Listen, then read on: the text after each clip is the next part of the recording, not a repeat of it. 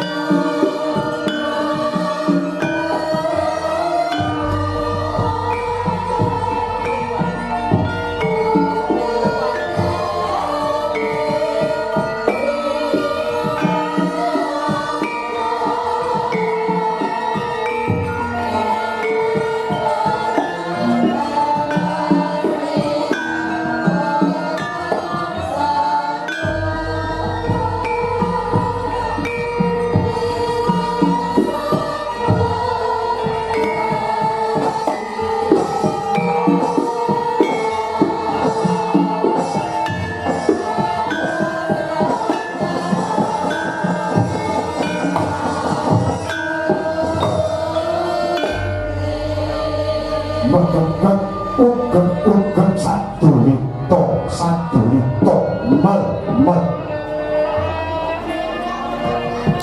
Yuang Sumo mangat diluwi panyumono wong sak jagat raya manggiya katenteman kaharjan kang sarta kinemulan kamulyan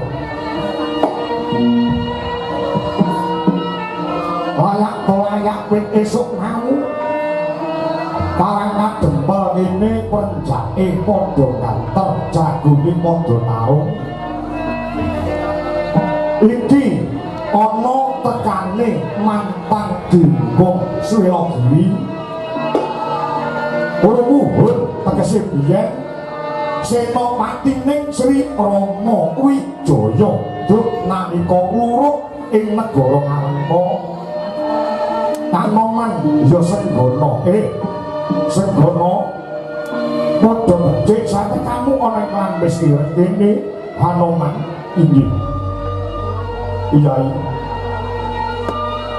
Nirboyo Nirsangsaya sowanipun kula pun Senggana ngabyan para wonten ngarsa paduka Iyai Mayataka saderengipun parang kula ngaturaken pangadeg dipun santak padha paduka Iyai iya Kanoman wis sakama bener becik kaya Bambang Birawa jroning kala pangestu kuwae Kanoman ya Kanoman inggih kula mundi sangga jimat gesang kula Kyai kejaba kang saka mangkono nitik saka kering netra jaiting netra kang sarta tepung ing winggo semune ana bak ing Barato andhake lawan Semar Badaraya iya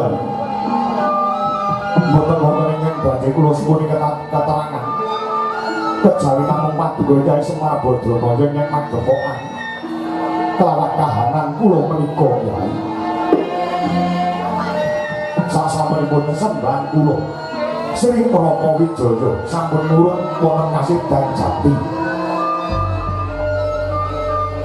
pun Anoman nggih pun Senggana kadidene kelangan gondela Kyai kepanggung kula nyuwun dawuh sasampunipun kula abdi dumateng Sinuwun Prabu Rama Wijaya ngantos paripurna kang sarta ing sinuwun sampun munggah wonten tempat suci salajengipun kula badhe ngabdi dhateng sinten Anoman iki dadi wewadining Gusti ingkang kalya jagat kang durung bisa tak babarake ning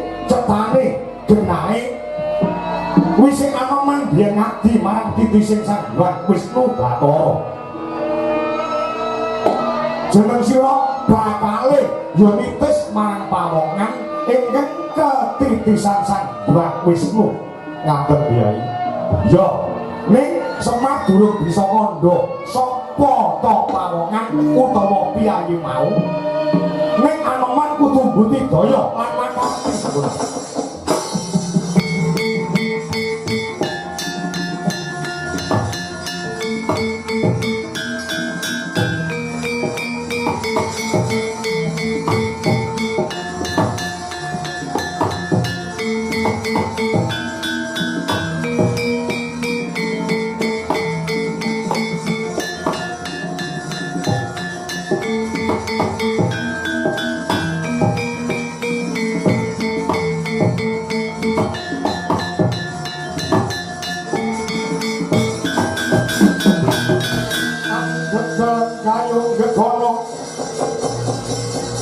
Sang Ramandaya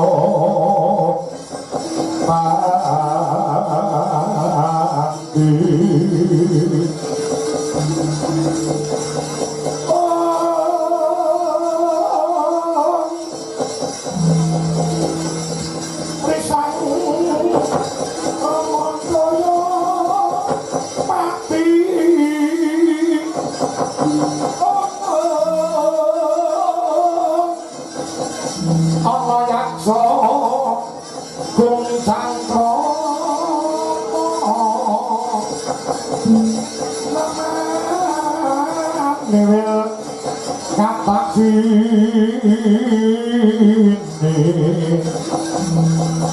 Jejaki jroning wari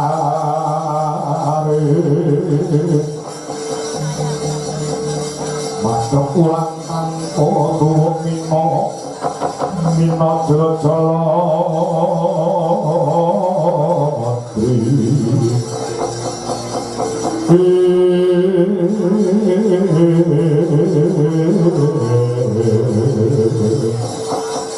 aku mung iso paring titipan. Dina samangko dewa wis ngenake rapat paripurna ana ing gedung Padewan Kayangan. Bakal ngudhunake kanugrahan ingkang sinebut Wahyu Purba Sejati. Wahyu Purba Sejati ya pancen kena ngono lah. Pengen bakal tumurun ana ing Astana Gandha Madana. Astana Gandha Madana kuwi papan pesareane para leluhur yen para leluhur ing negara Mandura. Kula kang saka mangkono kowe leledhango ana kono ya sembana. Pelale dango ana kono mbok menawa kodrate Gusti kowe bakal entuk pengayoman. Oh iya. Padang terawangan rasing manah kula kanthi regu ing kalbu pareng kula nyuwun pamit. So nyuwun tambahi pangestu ya Semar Bajana. Kula badhe leledang wonten ing Astana Gandha Madana ing pamrih supados kula saged andhasa antuk ayoman sesat.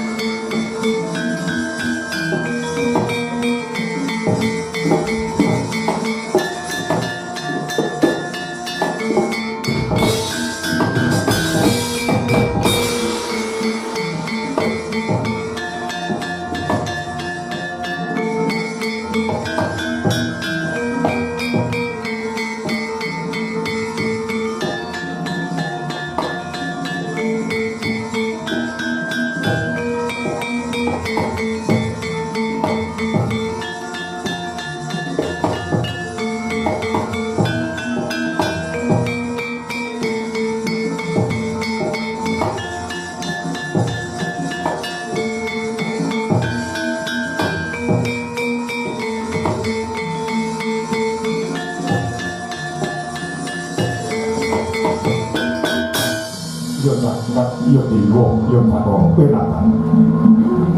Kaya dene lumaku ing wanci Pandhawa kepapane ngobrol sewu. Padang tetrawangan Gus midhanget sabdaning Kyai Semar Badanaya ing nyata. Akeh sing ngundangke dadi janane wong tanah Jawa. Ya. Dina sakangku Anoman supaya tetugur ana ing sakiwa pangening Astana Gandha Madana papan pesariyane para leluhur ing negara Mandura. Dina samangku prasetyane ngati sumpahing Senggara Anoman. Ora bakal lunga saka papan kene lamun tok durung antuk papan pengayoman kang satu nggo ngabdi untuk ngabdi marang karmo.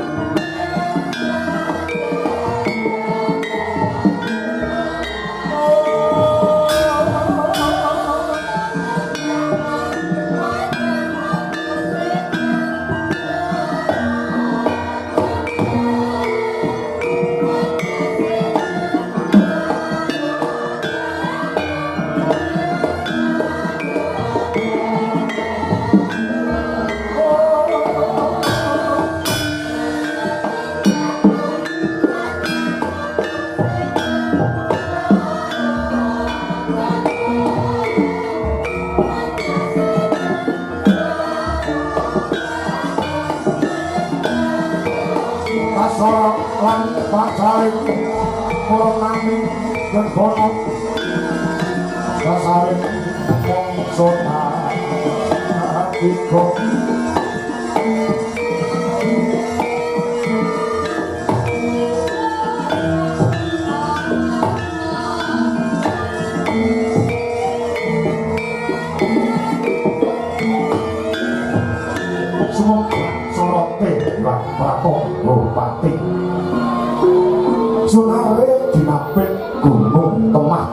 Prabu sorot lembayung sumamburan lebar socane nganggo rapuh naratas sunaring diwang arako tinampi siraping praja Dwarawati pamuk datang lokal kawis ningal gindar-gindar punang sirap labet mantulaken sorote diwang pratungga pati kaya nyebut asmaning Gusti ing maha welas kang sarta maha asih amor maniner buka mondo negari udita ingkang kaeka adi dosa purwa eka marang sawiji adi wiwih dosa 10 purwa kalinitan sangat datu kathah teng Jawa Tengah kaunggulan angkasa kasangga ing pratiwi kapiting samudra dene kathah ing sampeyan nggono laras maning dhateng adi gumlaring praja Dwarawati ya sinebut ing negara Dwaraka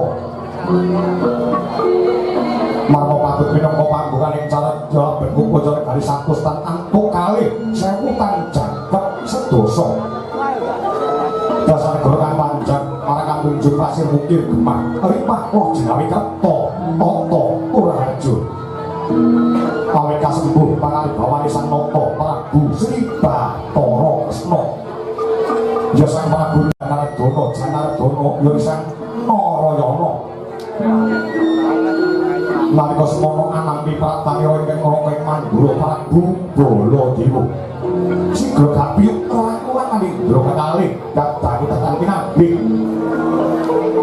Raden Sangga Datang kantun senopati gedhe agul-agul kekuatan negara Dwaraka sang Bima Kunting ya isih Harya Setyaki ingkang nguraken pasir bali para wadyabala peghamber ablapar koksi boyong-boyong pancak sujine alun-alun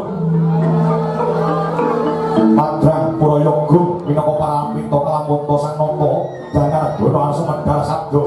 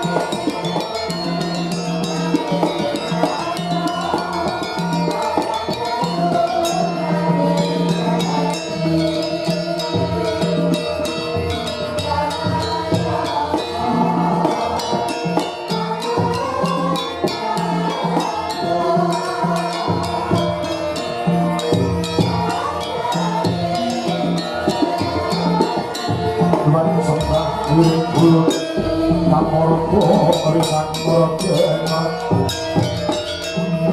ing sahananing kanan sehingga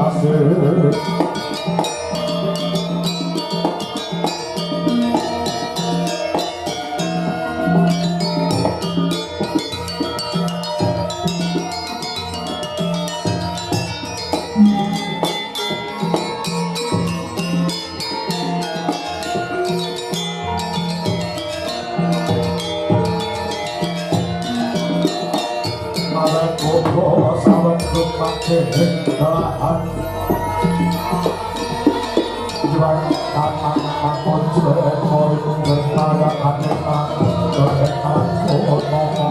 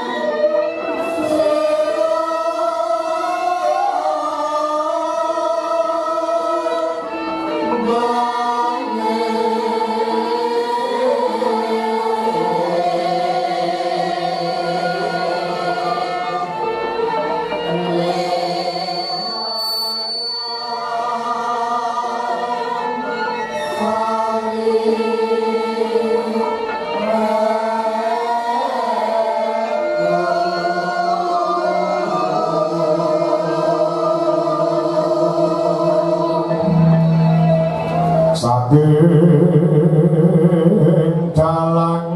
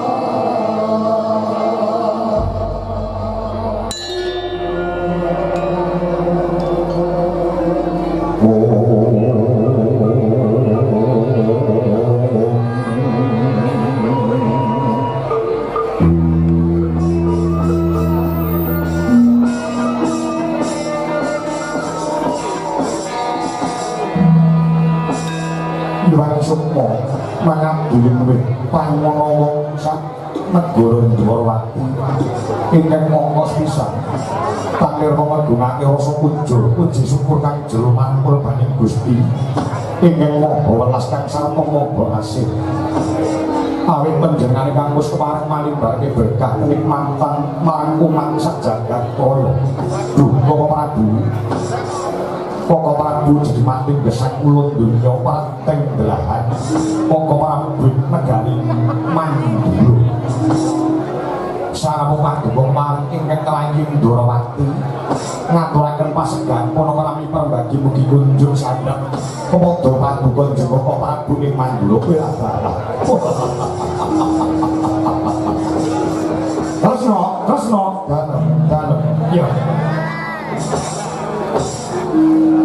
Nirboyo Nirsangsaya pratanipun kakang bersih mawa manuk ora nyandung urubeda sawijapa pun kakang budal saka omah kula kemengko ana ing negara Ndrawati kinemuan karaharjan ora nyandung sakara-kara puja pangestawaning Yayi Ndrawati tak tampa bener becik makarya Bombong Birawa jroning nala ora liwat puja pangestawanipun kakang Mandura kunjuk Yayi Prabu Danardana inggih Koko Prabu Gramaran nggih kula mundi kapetekaken wonten ing Jojo urung-urung Pardaya Mimah ana daging kayuwanan mboten langkung monggo kula dherekaken lenggah ingkang kanthi prayogi matur nuwun weh jah aku tekan kene kan sore mau Kresna inggih lamar kados mekaten nyuwun pangapunten menawi kirang gumpuh lungguh kang sarta suguh anggen kula manem Brahma dhumateng rawuh jengandika Koko Prabu Mandura ora ana sing kurang anane mung luweh karo luweh grapyak sumanak para warga ing negara Ndrawati nggone manem Brahma pratanipun kakang ing Mandura lagek teka dok medhot saka kendaraan langsung kon lungguh ning mburi kelir mangan sego dikung soto rahap pun kakang nganti mbok kaping pindho segone kurang ditambahi duduhe kurang ditambahi segane jadak mandeg lho ini merekaten yo Kresna ora kurang prayoga duh Prabu ingkang putra ing marang Garuda kula pun Wisnu Brata inggih pun sombong ngaturaken pangabekti inggih kunjung sandhap padha paduka jeneng Koko Prabu ing Mandura yo sombong Wisnu Brata anak anu Anindita banget panarimane Purwa ing Mandura ora liwat pangsuku Tapanana nggih kula pun disangka jemati gesang kula pangabdi kula katur Bapak Prabu. Sapa iki? Kula pun Setyaki Bima Kuntik nggih. Sarwa paduka ingkang rayi kula pun Setyaki ngaturaken pangabdi mugi kunjuk jagat padha paduka. Setyaki wis tak kongko bener becik ora liwat. Pangestunipun Kakang Mandura tanpa nomor. Kula pun bisa nggo jimatin gesang kula. Awake sehat pangestunipun. Bojone ya waras pangestunipun. Anakmu ya sehat pangestunipun. Koko Prabu Mandura keluarga tansah lancar bagas kewarasan. Koko sehat iki penting. Anakmu e piro sehat? Dalem anakmu e piro? Namung setunggal. Anak tunggal. Nggih. Kuwi kudu diruan lho cara wong Jawa. Nggih. Kuwi jenenge ontang-anting. Nah, kudu diruan lho wong Jawa kudu diruan. Nggih. Wis tak kedal. Siji ya anakmu. Nggih. Tole lanang to lek. Nggih, tole menika lanang nek nduk iku wedok. Jenengan kok yo aneh. Jenenge sapa ya? Dalem anakmu sing memper karo kowe sak wujud-wujude sak rupa-rupane jebres kowe anakmu lanange jenenge kula paringi tetenger Raden Songo. Raden Songo. Nggih. Nek cara nggonku Mandura kono Songo iki kiyu-kiyu. Nggih. Songo niku menangan. Angka songo ki mesti menangan. Sampai kula nggih kados mekaten supados anak kula menika saged kasinungan kadigdayan. Saben perang mesti menang kula paringi tetenger songo. Yo, aku melu seneng, aku melu bunga. Yen kowe duwe anakmu jenenge wong tuwa ki menehi anak jeneng asma Kinarya Japa. Terus wong tuwa jenenge anak ki mawa kekudangan, mawa pengarep-arep sing becik. Lah ngono mesti aki. Latar kados mekaten. Wong tuwa kuwi nek duwe anak, kekudangane mesti becik, kekudangane mesti apik. Ora enek wong tuwa duwe anak, kekudangane elek ning anak ku ora enek. Pamane anake lahir lanang, muapate ganteng, dan belalah kuwi kulite ireng ngono. Lek udan yo anak kuwe cah bagus sing kuning-kuning dhewe. Muga-muga kowe besok dewasane dadi bocah sing piguna tumrap musa bangsa lawan agama. Lah mesti ngono. Nggih. Kuwi anak lanang, kowe anak wedok. Apa anak wedok rupane iki ra mate ayu. Wis jenenge wong tuwa kuwi mudang ning anak. Mesti bangsa sing apik-apik, bangsa sing becik-becik. Anakku nduk cah ayu, muga-muga sok gedhe dadi bocah wadon sing iso dadi asrana piguna tumrap musa bangsa lawan agama. Ora enek wong tuwa duwe anak wedok dongane elek. Pamane anakku nduk celek, muga-muga sok nek gedhe dadi begendek. Ora enek. Ora enek. Dongane mesti bangsa sing apik-apik. Raden Songo. Lho nek kira-kira duwe kiyu bluk ya aja getak karo sing duwe kiyu songo. Kowe wedi. Iki wis akan jauh. Sedaya pangandika paduka Koko Prabu Mandura kula wis akan la iya to. Jenenge anak iki ya bangsa sing apik. Bangsa sing becik-becik, slamet, rahayu, wilujeng. Ya ta, aja ngawur karo ning nggonku kono. Nggonku enek lho. Enek wong kuwi duwe anak yang jenenge ngawur. Ngawur pripun? Ya ngawur. Sing ora ana apa jenenge artine ora ning tegese. Idolo mah nggonku kono kuwi jenenge Pak Edi. Kuwi gaweane mancing. Edi Kitun jenenge. Kuwi duwe anak lanang cenger. Dijenenge sapa? Dijenenge Kacuk Hernawa iku ya apik. Lare dhewe kae. Buendange bidang kae. Duwe anak wedok dijenenge sapa? Dijenenge Nunuk Nderati. Kuwi kaya apik. Dene ora kecelakaan. Kecelakaan pripun? Anake Pak Edi Kacuk Hernawa numpak sepeda motor sekolah, anake Buendang sing jenenge Nunuk Nderati iki sepeda motor saka kidul ning tengah perapatan linggih rimit blok labrak. Terus sing roh sing do ngerti nek kecelakaan do alok sapa kae Kang sing tabrak nunuke Buendang ketabrak kacuke Pak Edi. Repot ta iki. Mulai jenenge anak iki sing mawa karep mawa teges Raden Songo duweni kamenangan ing wekasanipun Bapak Prabu. Piye Kresna? Sampun naminipun rembugan. Wis. menawi sampun monggo radilat lajeng kang satara dimajeng nggalipun semunipun wonten migatos ingkang sinandi wonten ing manah keparenga ingkang rayin Ndrawati sumedya nganggungaken jonggo kelingaken karna ngandhong rumeteng sabda sangdanipun Poko Prabu ing Mandura. Ana esoke jawe Yai Kresna durasane ing donya.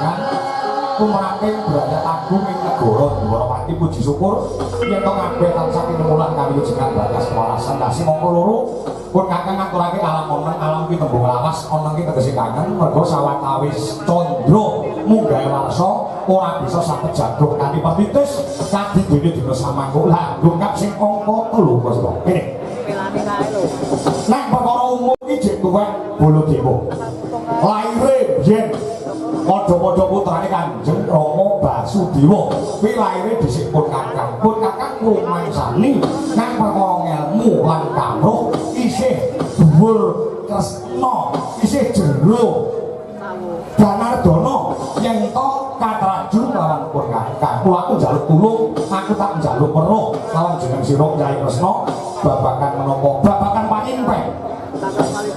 pangimpen Supena nggih Poko Prabu pasupenan menika pinerang dados sekawan dadi amat nggih Kacakra-bawa Kasudarsana Kawasita kang sarta Kadaradasih Kacakra-bawa iki tegese gegambaran utawi pengangen-angen Kasudarsana contoh utawi tuladha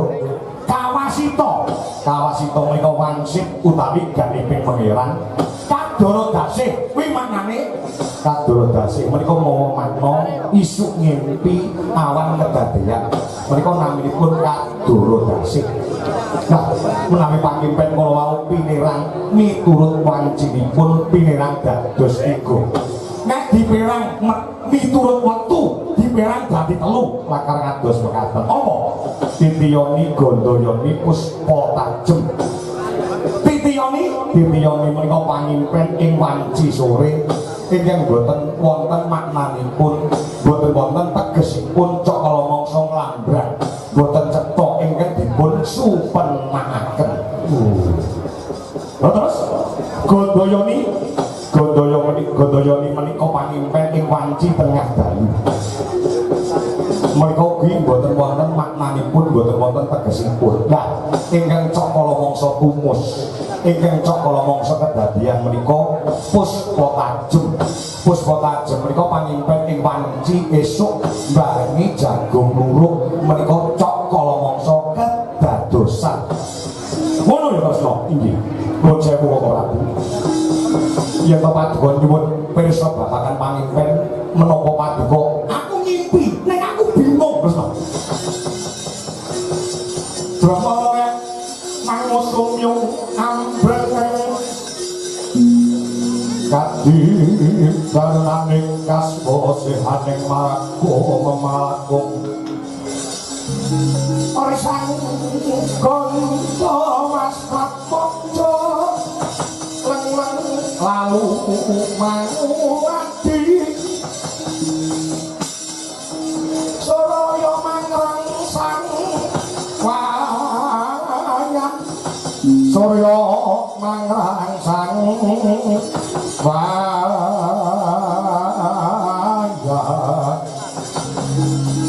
Unyo samara wayang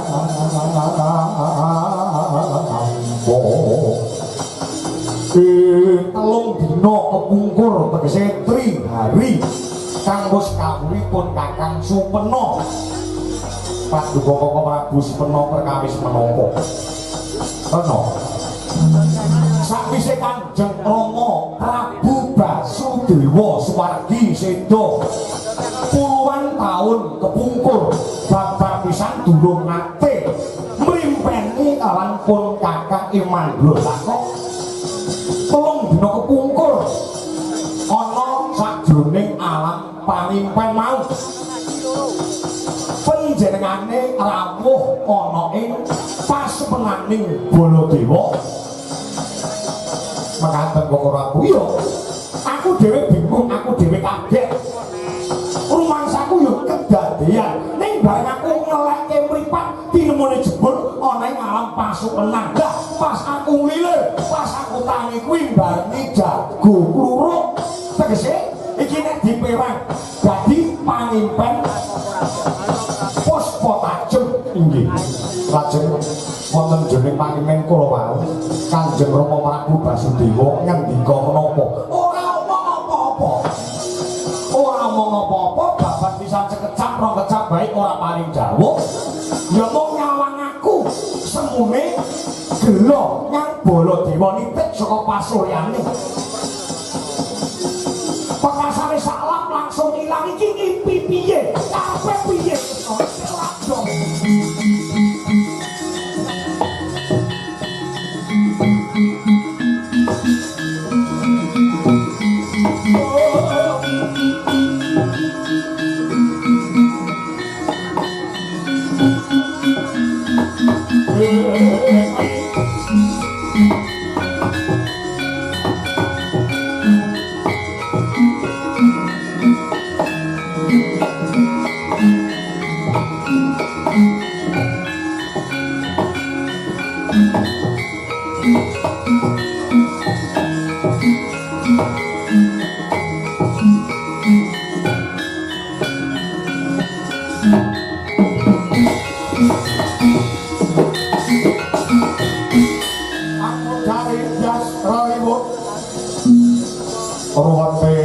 ruwete rawat wadi